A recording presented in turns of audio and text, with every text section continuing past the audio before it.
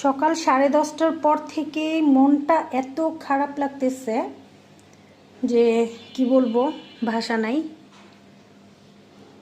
এমনিতেও আমাদের বিল্ডিংটা পুরনো বিল্ডিংই, বাট হচ্ছে আজকে নতুন করে দেখলাম যে হচ্ছে বিভিন্ন জায়গায়, ফ্ল্যাটের বিভিন্ন জায়গায় দরজার কার্নিশে এই যে দেখা যাচ্ছে কিনা বলেন, এই যে এরকম ফেটে গেছে অনেক বড় করে।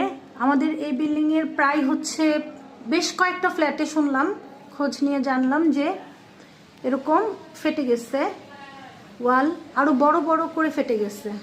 এই যে, তো সবাই আসেন আমরা বেশি বেশি ইস্তেগফার পড়ি। বাংলাদেশের ওপর আজকে একটা ভয়াবহ একটা দুর্ঘটনা থেকে আল্লাহ আমাদেরকে রক্ষা করেছে। অনেক বড় একটা ভূমিকম্প হতে পারত। এই 25 সেকেন্ডের 5.7 মাত্রার ভূমিকম্প আমাদেরকে মনে করিয়ে দিল যে জীবন আসলে কিছু না, তুচ্ছ।